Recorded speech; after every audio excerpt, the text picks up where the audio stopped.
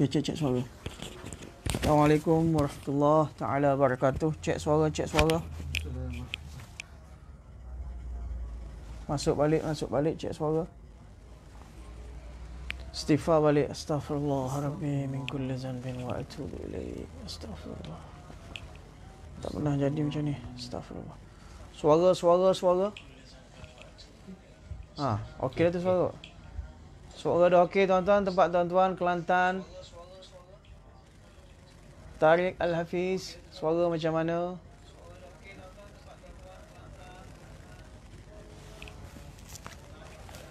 Alhamdulillah clear. Okey, clear. Terus kita pergi pada muka surat 49. Bab yang ketujuh pada menyatakan hubbud dunia, kasih akan dunia. Bismillahirrahmanirrahim. Ambil link balik, masukkan grup balik. Tag kawan-kawan kita insya-Allah. Bismillahirrahmanirrahim. Alhamdulillahi wa kafa wa salamun ala ibadilladzina istafa. Amma ba'd. Fa'udzu billahi minasyaitonir rajim. Bismillahirrahmanirrahim. Fa amma man tagha wa athara al-hayata ad-dunya fa innal jahima hiyal ma'wa. Subhana rabbika rabbil izzati amma yasifun wa salamun alal mursalin. Walhamdulillahi rabbil alamin. Allahumma salli ala sayyidina Muhammadin wa ala ali sayyidina Muhammadin wa barik wa sallim. اللهم صل على سيدنا محمد وعلى آل سيدنا محمد وبارك وسلم. اللهم صل على سيدنا محمد وعلى آل سيدنا محمد وبارك وسلم. قال المؤلف رحمه الله تعالى ونفعنا بعلومه في الدارين. Telah berkata tuan penyusun kitab Syekh Abdul Qadir Al-Mandili, mudah-mudahan Allah Ta'ala bagi manfaat kepada kita semua dengan perantaraan ilmu yang ada pada beliau. Amin thumma amin. Muka surat 49 kitab Jawi, bab yang ketujuh pada menyatakan hubbud dunia, kasih akan dunia. Ketahui olehmu wahai penuntut ilmu akan bahawasanya dikehendaki dengan dunia itu. Bila sebut cinta dunia, apa yang dimaksud dengan dunia? Maka penyusun kitab dia terangkan murad, maksud yang dikehendaki dengan dunia itu adalah tiap-tiap barang yang di atas muka bumi daripada segala yang diingini. Maknanya apa yang syahwat kita tentang perkara apa yang berada atas muka bumi ni, apa keinginan kita nak. Di atas muka bumi ni kita nak, kita berkeinginan apa benda, itu yang dimaksud dengan dunia. Dan segala yang sedap-sedap dan segala mata benda yang ingin dikehendaki oleh nafsu. Benda yang bersedap-sedap, itu yang dimaksudkan dunia. Bukan sekadar keperluan. Keperluan cukup dah, semua cukup dah, tapi sekadar bersedap-sedap, itu maksud dunia. Dan segala mata benda, harta benda yang ingin akan dia oleh nafsu, ataupun keinginan nafsu nak lagi. Benda yang cukup dah untuk dia, untuk keluarga dia, untuk orang sekeliling dia, orang tanggungan dia, maka dia nafsu dia nak lagi. Itu yang dimaksudkan dengan dunia. Dan loba ia atasnya, bukan saja keinginan tapi loba. Loba makna tamak ke atas menuntut dunia tadi. Itu dimaksud dunia. Dan loba ia atasnya dunia tadi. Dan harta dan kemegahan. Loba di atas dunia, loba di atas harta, loba pula di atas jah, kemegahan. Itu setengah. Maka dia kata makna harta dan kemegahan itu setengah daripada dunia. Menuntut harta, kasih akan harta dan kasih akan kemegahan itu dia termasuk daripada dunia juga. Bila kita kehendakkan populariti, bila kita kehendakkan diri kita disanjung, jah itu, kedudukan martabat itu termasuk daripada dunia juga. Dua macam daripada segala bagi-bagi dunia. Jadi dua perkara lah. Kasih akan harta, kasih akan kemegahan. Atau bahawasanya dunia itu tiap-tiap barang yang tiada memberi manfaat. Ataupun takrif kedua bagi dunia ni, bila kata kasih akan dunia, definisi yang kedua, atau bahawasanya dunia itu tiap-tiap barang yang tiada memberi manfaat kemudian daripada mati. Dia kejar atas dunia ni barang yang tidak akan beri manfaat kepada dia selepas mati. Faham tak?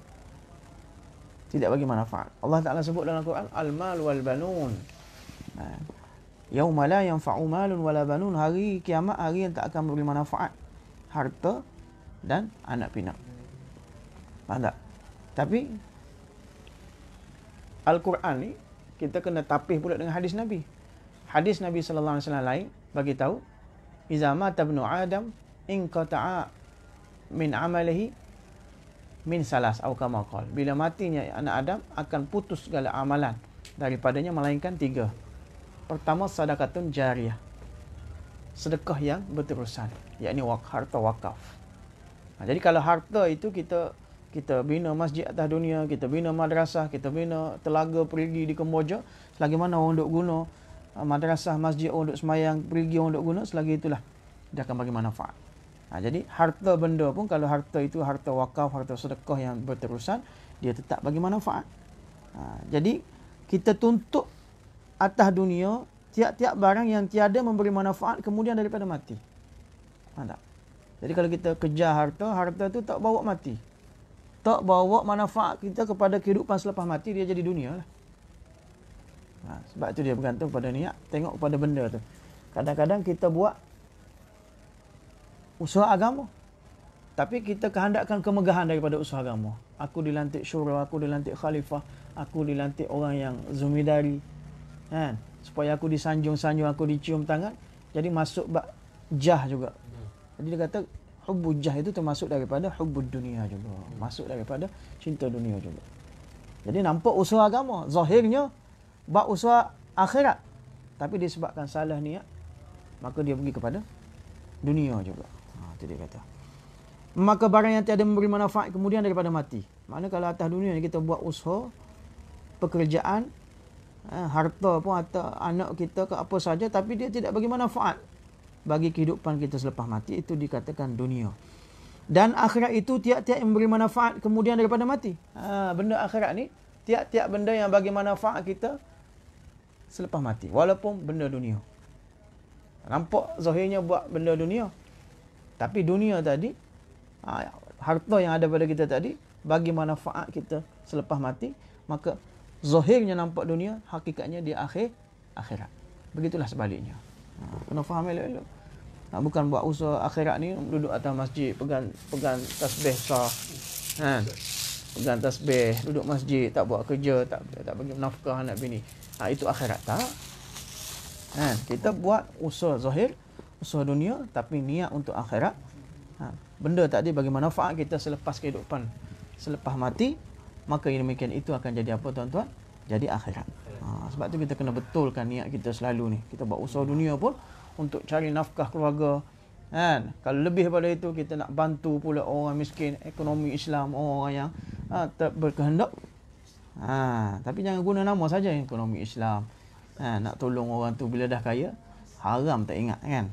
Itu tipu daya syaitan juga.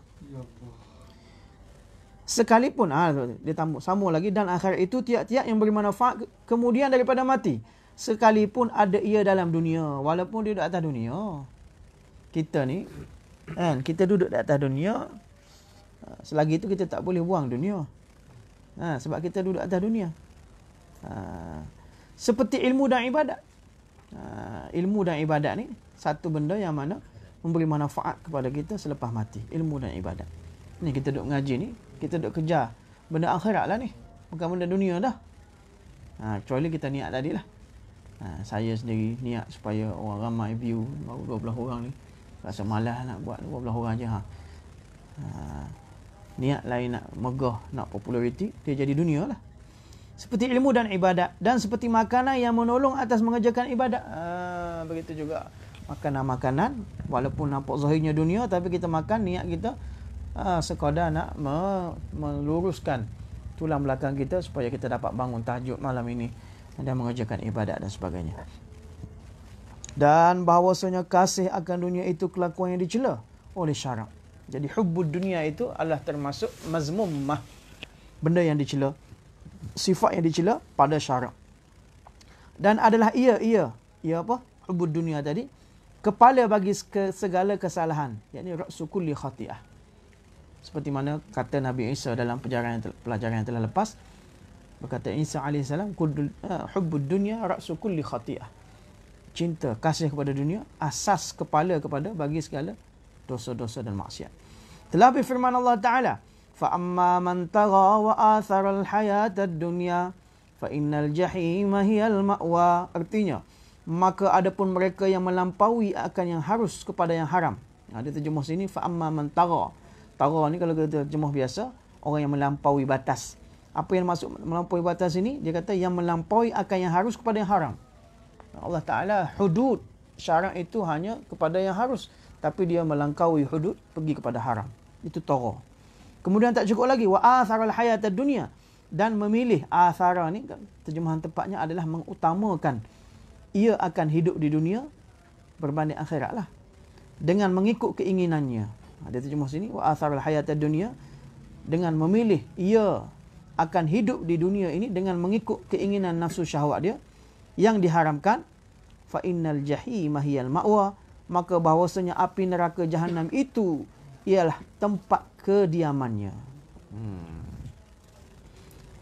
Pertama, orang yang tagha, melampaui daripada benda harus pergi terjun kepada benda yang haram. Wa atharal hayatad dunya, dan mengutamakan kehidupan dunia yang sementara ini berbanding dengan kehidupan akhirat.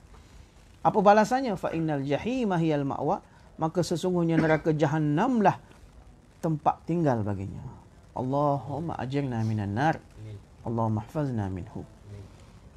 Dan sabda Nabi SAW, ini hadis Nabi pula, "Lau kanatid dunya ta'dilu 'inda Allah janaha ba'udah, ma saqa kafirun minha syurbata ma." Artinya, jika ada dunia itu mempunyai menyamai pada sisi Allah Ta'ala sebelah sayap nyamuk saja. Kalaulah dunia ini ta'dilu, menyamai, maknanya ada nilai di sisi Allah Ta'ala sebesar mana? Sebesar kepak nyamuk saja. Ma saqa kafirun minha syurbata ma, nescaya tiada memberi minum ia Allah Ta'ala akan kafir daripadanya sekali minum air. Segelas air pun, seteguk air pun Allah Ta'ala tak bagi minum pada orang kafir. Makna kata, kalaulah dunia ini berharga di sisi Allah Ta'ala, harga dia, kadar nilai dia sebelah kepak nyamuk saja. Tapi dunia ini tak bernilai di sisi Allah Ta'ala walau sebesar kepak nyamuk. Sebesar kepak nyamuk pun Allah Ta'ala, kalaulah dunia ini bernilai sebesar kepak nyamuk di sisi Allah Ta'ala, nescaya seteguk air pun tak diberi kepada orang kafir. Tapi hari ini Allah Ta'ala duk bagi kepada orang kafir. Allah Ta'ala bagi lebih. Malah mereka top 10 orang terkaya di Malaysia ni pun orang Cina. Dari segi global pun ada termasuk orang Cina. Jack Ma ke Jack Lee. Mereka juga orang yang kaya. Kenapa? Orang kafir itu Allah Ta'ala bagi dunia pada mereka kerana apa? Dunia ini tidak bernilai di sisi Allah Subhanahu Wa Ta'ala hatta sebesar kepak nyamuk sekalipun. Ya Allah. Tiada memberi minum ia Allah Ta'ala akan kafir daripadanya sekali minum air. Dan sabda Nabi SAW, ad-dunya sijnul mu'mini wa jannatul kafir. Artinya, bermula dunia itu penjara bagi orang yang mukmin dan syurga bagi orang yang kafir. Maksud penjara maknanya kita di atas dunia ni tak boleh bebas. Kita ada lingkungan syariat kita, kekangan syariat kita. Kita tak boleh sebebas-bebas seperti orang kafir. Sebab itulah hak asasi manusia di dalam konteks kita orang Islam ni kena lihat daripada hudud syariat. Bukan hak asasi manusia kita bebas sebagainya, kita boleh kahwin sama lelaki. Kita boleh buat apa saja. Kita boleh tak nak jadi lelaki, tak nak jadi perempuan, nak jadi tengah-tengah. Sebab apa? Nak memperjuangkan hak asasi manusia. Tak boleh, tuan-tuan. Hak asasi manusia itu bagus, tapi selagi mana ianya dibatasi dengan syariat Islam. Kalau dia keluar daripada syariat Islam, itu bukan hak asasi manusia. Itu hak asasi syaitan. Jadi tuan-tuan, sebab itulah dia kata, dunia ini sijnul mukmin, penjara bagi orang kafir. Penjara bagi orang mukmin maknanya kita atas dunia ni ada langkauan, ada batasan hudud kita. Nikah kahwinnya ada hudud, jual belinya ada hudud, munakahat, jinayat, akhlak, muamalat, muasyarat ada hudud-hudud syariatnya yang mana tak boleh kita langkau hudud-hudud Islam itu. Itu maksud sijnul kafir, wa jannatul mu'min, wa jannatul kafir, dan syurga bagi orang kafir. Dunia ni syurga bagi mereka, biar apilah mereka. Biar apilah depa. Mereka nak kaya top 10 ke, mereka nak hebat setara mana pun, sebab dunia syurga bagi mereka. Dan syurga mereka ini di dunia ini saja, 70 tahun, 80 tahun. Sementara saja. Di akhirat kelak, mereka akan jadi bahan bakar bagi orang mukmin. Allah Ta'ala kata, wa'iddat waquluhan nas wal hijarah. Neraka itu yang mana bahan bakarnya terdiri daripada hijarah, batu-batu, wan nas, dan manusia. Manusia kafir dan manusia munafik ini jadi bahan bakar bagi api neraka. Untuk bakar orang Islam yang buat dosa. Bila dosa mereka telah habis, barulah mereka dikeluarkan daripada neraka, barulah dimasukkan dalam syurga Allah Ta'ala. Persoalannya, mampu tak kita masuk neraka Allah Ta'ala walaupun setengah saat? Setengah saat pun tak mampu. Api neraka 70 kali lebih panas daripada api dunia yang sementara ni, tuan-tuan. Okey. Nescaya kami sempurnakan kepada mereka akan balasan segala amal. Mana tadi? Artinya bermula dunia itu penjara bagi orang yang beriman dan syurga bagi orang yang kafir. Dan sabda Nabi SAW, ad-dunya mal'unatun wal mal'unun ma fiha illa zikrullah wa ma walahu wa aliman wa muta'alliman. Artinya dunia itu ditinggalkan akan dia dan dijauhkan. Mal'unatun dia terjemah ditinggalkan dan dijauhkan. Mal'unah kalau terjemah biasa, dunia itu dilaknati. Mal'unah makna dilaknati. Dia terjemah sini ditinggalkan akan dia dan dijauhkan akan dia. Wa mal'unun. Mal'unun dijauhkan akan dia dan ditinggalkan. Fiha dan dijauhkan. Barang yang di dalamnya melainkan. Dunia ini semua mal'un. Semuanya laknat. Melainkan diistisna, dikecualikan beberapa perkara. Melainkan zikrullah. Atas dunia ini ada zikrullah. Zikrullah itu tidak termasuk yang dilaknat Allah Ta'ala. Melainkan zikrullah dan barang yang kasih Allah Ta'ala akan dia daripada segala taat. Segala ketaatan, solat kita, zikir kita, Quran kita, tilawat kita, akhlak kita, itu termasuk dalam ketaatan. Itu tak termasuk dalam yang dilaknat Allah Subhanahu Wa Ta'ala. Kemudian lagi, yang diistisna, yang dikeluarkan daripada laknat Allah Ta'ala tadi, siapa lagi? Wa aliman, orang yang alim. Tak termasuk daripada mal'unah tadi. Dan juga wa muta'alliman, yang belajar alim. Orang yang alim mengajar ilmu dan orang yang belajar ilmu. Ilmu di sini konteks ilmu agama lah, ilmu yang bagi manfaat kepada akhirat dia. Jadi selain daripada empat ni, zikrullah, taat, orang alim dan pelajar agama, selain itu semua di dunia ini mal'un wa mal'unah. Dia terjemah di sini dijauhkan dan ditinggalkan. Maknanya laknat Allah Subhanahu Wa Ta'ala. Laknat di sini maksudnya jauh daripada rahmat Allah Subhanahu Wa Ta'ala. Semuanya laknat. Laknat makna jauh daripada rahmat Allah Ta'ala, melainkan zikrullah dan segala ketaatan yang membawa kepada zikrullah. Ketiga, orang yang alim. Yang keempat, pelajar agama. Jadi kita kena kasih kepada alim, kasih kepada muta'allim, orang yang belajar agama. Mudah-mudahan kita termasuk daripada golongan ini. Dan ketahui olehmu bahawasanya seperti adalah dunia itu dicela, demikian juga adalah ia perumpamaan. Perumpamaan bagi akhirat. Dan ketahuilah olehmu bahawasanya seperti adalah dunia itu dicela, demikian juga adalah ia perumpamaan bagi akhirat. Dunia ini adalah misal perumpamaan bagi akhirat. Selagi mengetam engkau pada akhirat akan barang yang engkau tanam dalam dunia ini. Maknanya kita akan ketam hasil di akhirat apa yang kita tanam atas dunia ni. Kita akan tuai hasilnya di akhirat kelak. Apa yang kita tanam atas dunia ni daripada segala amal yang baik, dan adalah ia tempat mencari bekal bagi perjalanan yang sangat panjang. Dunia ini tak boleh kita nak tolak dunia, sebab dunia inilah tempat kita nak cari bekal dalam perjalanan yang sangat panjang, iaitu perjalanan ke negeri yang kekal. Kerana firman Allah Ta'ala, wa tazawwadu fa inna khairaz zadi taqwa. Artinya, dan menuntutlah bekal oleh kamu, maka bahawasanya sebaik-baik bekal bagi perjalanan akhirat itu at-taqwa. Diterjemah sini menjunjung perintah Allah Ta'ala dan menjauhkan akan larangannya. Allah Ta'ala berfirman, wa tazawwadu, carilah bekal oleh kamu, fa inna khairaz zadi taqwa. Sesungguhnya sebaik-baik bekal adalah takwa. Apa maksud takwa? Menjunjung perintah Allah, menjauhi larangan Allah. Dan tiada binasa melainkan mereka yang melalaikan akan dia oleh dunia daripada akhirat.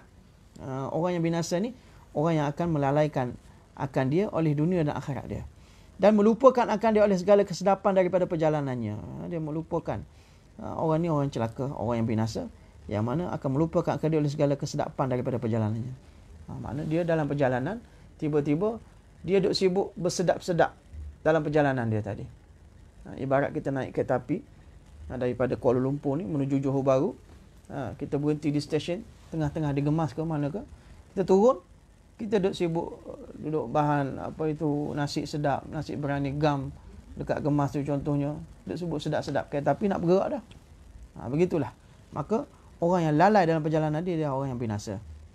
Sebab dia kata, dan melupakan akan dia oleh segala kesedapan daripada perjalanannya. Seperti yang dia bagi contoh, seperti seseorang musafir di dalam hutan dengan orang ramai. Dia sedang berjalan dengan orang ramai dalam hutan, sedang bermusafir, maka melihat ia buah-buahan dalam hutan itu. Tiba-tiba dia nampak buah ranum kan. Macam cerita monyet dengan buah-buahan tu kan. Nampak buah-buahan yang ranum dengan durian, dengan pisang, dengan pelbagainya dalam hutan tadi. Maka bersungguh-sungguh ia memakan buah-buahan itu. Maka pun dia sibuk duk petik buah-buahan tadi, duk makan dengan tomok halabanya. Kan? Hingga ketinggalan ia daripada kawannya. Sehingga dia tertinggal daripada kafilah dia yang bersama dia tadi. Kena tinggal oleh kafilah dia. Maka sesatlah ia dan menerkam akan dia oleh binatang yang buas. Bukan saja sesat, malah akan diterkam oleh binatang buas. Dalam konteks kita diterkam oleh syaitan dan nafsu syahwat. Dan ketahui olehmu, wahai penuntut ilmu, bahawasanya barang siapa menyangka ia akan badannya berlumur dengan dunia dan hatinya kosong dan bersih daripadanya dunia, nescaya telah menipu akan dia oleh syaitan. Kalau satu orang itu, dia sangka, dia sibuk, dia duk bergelumar dengan dunia. Hari-hari duk bergelumar dengan dunia. Tapi dia sangka hati dia kosong daripada dunia.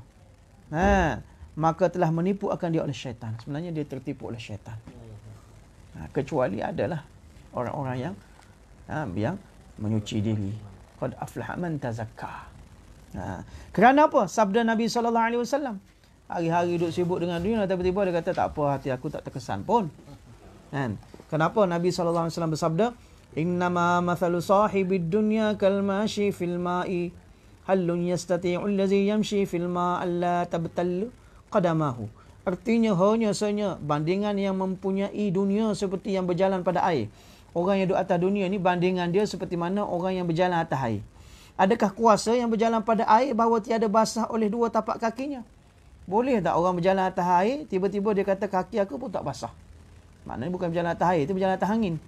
Kalau berjalan atas air, kakinya paling kurang, kalau tak tenggelam pun kaki dia, paling kurang tapak kaki dia basah. Dan dicerita daripada Sayyidina Ali karamallahu wajhah. Demikian juga dia nak bagi tahu dunia tadi. Mustahil lah satu orang itu duduk atas dunia, tiba-tiba dia kata tak ada kesan dunia langsung pada hati dia. Paling kurang, basah juga. Kaki dia, maknanya sini hati dia dicemari oleh dunia juga. Sikit sebanyak. Seperti mana orang berjalan atas air, mustahil satu orang itu mendakwa dia, kaki dia pun tak basah. Usahakan tenggelam, kaki pun tak basah. Itu mustahil. Dan diceritakan daripada Sayyidina Ali karamallahu wajhah, halaluha hisabun wa haramuha nar. Artinya yang halal daripada dunia itu sebab bagi dihisab. Diperiksa. Hisab diperiksa. Pada hari kiamat. Dan yang haram daripadanya sebab pula bagi siksa dengan api neraka. Harta kita di atas dunia ni halaluha sababun hisabun. Halaluha hisabun, kata Ali. Harta di atas dunia ni yang halal akan dihisab. Kemudian wa haramuha an-nar. Dan harta yang haram itu akan dicampur dalam api neraka. Siksa dengan api neraka. Dan diriwayatkan bahawasanya melihat oleh Nabi Isa AS akan dunia pada rupa perempuan yang tua, yang sangat hodoh atasnya daripada tiap-tiap perhiasan. Jadi satu kali Nabi Isa AS ni diperlihatkan oleh Allah Subhanahu Wa Taala rupa hakikat dunia ni. Hakikat dunia ni seperti wanita tua, nenek umur 70 tahun, 80 tahun ke atas. Bukan 100 tahun, 200 tahun mungkin. Kemudian pada rupa perempuan yang tua, yang sangat hodoh, atasnya daripada tiap-tiap perhiasan. Kemudian perempuan tua tadi di make up. Itulah hakikat dunia ni. Hakikat dunia ni seperti nenek tua, umur 100 tahun lebih, berkedut 7 kan. Berkedut 7. Kemudian di make up dengan Mary Kay ke apa ke, Pamoga ke apa ke, di make up, diperhias sebegitu rupa. Itulah hakikat dunia ni. Maka sabda ia baginya, yakni Isa AS bertanya kepada dunia, berapa orang suami yang telah berkahwin dengan engkau, wahai dunia ni? Kamu kahwin dengan berapa orang dah? Kahwin engkau akan mereka itu. Maka menjawab dunia itu. Dunia jawab. Isa AS sedang berdialog dengan dunia. Maka dunia jawab, tiada dapat aku menghingga mereka itu. Maknanya aku tak boleh nak hitung. Tak boleh nak kira, dah ramai dah suami aku ni. Maknanya orang yang tenggelam dalam dunia, orang yang jatuh cinta dalam dunia, seolah-olah dia suami pada dunia ni. Jadi dunia kata ramai dah orang kena tipu ni. Orang kena tipu tu suami dunia. Maka bersabda ia Isa, adakah mentalak mereka itu akan dikau atau mati mereka itu daripada engkau? Isa tanya lagi, adakah suami kamu tadi telah talak kamu ataupun mereka telah mati daripada engkau? Maka berkata ia dunia, bahkan aku punahkan sekalian mereka itu. Dunia kata aku rosakkan Nabi dah. Mereka itu suami, bekas suami aku tadi. Maka bersabda Nabi Isa AS, tercengang aku bagi sekalian suami engkau yang tinggal. Mana Isa kata, aku heran. Suami-suami engkau yang telah masih tinggal, yang tinggal itu, betapa tiada mengambil teladan mereka itu dengan sekalian suami engkau yang dahulu. Mana suami-suami yang ada dengan kamu sekarang, yang masih ada connection dengan kamu sekarang, aku heran dengan mereka. Kenapa mereka tidak mengambil pelajaran daripada bekas-bekas suami yang telah menceraikan kamu dahulu? Mana mereka telah ditipu, betapa ramai mereka telah ditipu, masih ada lagi orang-orang yang ingin buat hubungan dengan kamu. Aku heran terhadap mereka, kata Isa AS. Wallahu ta'ala alam. Jadi tuan-tuan kasih Allah Subhanahu Wa Ta'ala, itulah hakikat dunia. Itulah hakikat dunia, tuan-tuan. Allahu Akbar. Hakikat dunia begitulah. Dia nampak manis, nampak sedap. Kita ni nampak nak tambah lagi harta, nak tambah lagi aset. Makin tua, makin nak kumpul lagi. Cita-cita, angan-angan makin panjang lagi. Kenapa kita ditipu oleh dunia? Seperti mana suami tadi ditipu oleh dunia. Dunia kata, aku telah punah, ranahkan mereka semua. Jadi mudah-mudahan Allah Ta'ala jauhkan kita daripada ditipu oleh dunia yang fana ini. Allah Ta'ala bagi masa kepada kita, nyawa sebagai modal kepada kita. Kita gunakan untuk persiapan pada hari akhirat. Kata apa? Nabi SAW bersabda, Al-kaisu mandana nafsahu wa amila lima ba'dal maut. Orang yang cerdik adalah orang yang dapat kontrol nafsu dia. Nafsu nak macam-macam, nak tambah lagi, nak tu lagi, nak ni lagi, nak sedap-sedap lagi. Orang yang bijak, orang yang dapat kontrol, wa amila lima ba'dal maut, dan dia buat persiapan untuk menghadapi kehidupan selepas mati. Dia ada juga bekal dia. Pagi-pagi ada bacaan Yasin dia, ada solat duhanya, ada bacaan Yasinnya, ada waqiahnya, ada selawatnya, ada istighfarnya, ada muraqabahnya, ada sedekahnya. Dia ada aturan bekalan. Dan sebaik-baik bekalan, kata Nabi, kata Allah Ta'ala, wa khairuz zadi taqwa. Dan sebaik-baik bekal adalah takwa pada Allah Subhanahu Wa Ta'ala. Jadi jangan kita lalui kehidupan dunia ini tanpa kita membuat persiapan bekal untuk menghadapi kehidupan yang selama-lamanya, iaitu kehidupan akhirat yang selama-lamanya. Kalau kita Allah Ta'ala bagi kemenangan, maka kemenangan itu kemenangan yang selama-lamanya. Kalau kegagalan itu adalah kegagalan yang kekal selama-lamanya, abadan abada. Wa akhiru da'wana alhamdulillah rabbil alamin. Wallahu a'lam wa ilmuhu atam. InsyaAllah kita sambung lagi pengajian kita, masuk pada bab yang ke-8, pada menyatakan membesarkan diri pula. Takabur, masuk bab takabur pula, insyaAllah. Boleh semua, insyaAllah. Mudah-mudahan Allah Ta'ala bagi taufik pada kita semua. Bismillahirrahmanirrahim. Allahumma lakal hamdu kama anta ahluh. Salli ala sayyidina Muhammadin kama anta ahluh. Fa'albina ma anta ahluh, fa innaka anta ahlut taqwa wa al-maghfirah. Allahumma maghfiratuka awsa'u min zunubina, wa rahmatuka arja' indana min a'malina. Allahumma inna nas'aluka min khashyatik ma tahulu bihi bainana wa baina ma'siyatik. اللهم إنا نسألك حبك وحب من يحبك والعمل الذي يبلغنا حبك. اللهم حببنا إلينا الإيمان وزين في قلوبنا، كره إلينا الكفر والفسوق والرياء والنفاق والعصيان، وحب الدنيا وحب الجاه وحب المال يا أرحم الراحمين. ربنا تقبل منا دعاءنا وصلاتنا تضرعنا تخشعنا تعلمنا إنك أنت السميع العليم. تب علينا إنك أنت التواب الرحيم. صلى الله تعالى سيدنا حبيبه محمد النبي الأمي وعلى آله وصحبه أجمعين برحمتك يا أرحم الراحمين والحمد لله رب العالمين. Jazakumullah. Kita jumpa lagi insyaAllah. Dan pengajian Tauhid Akidah kita insyaAllah minggu satu lagi lah, sebab tentang kitab sampai saja kita akan mulakan di Salik Mujaddidi, kitab ketiga pengajian Akidah kita selepas Ummul Barahin, Faridatul Faraid. Kita akan masuk Kifayatul Awam insyaAllah. Jazakumullah khair jazak. Assalamualaikum warahmatullahi wabarakatuh.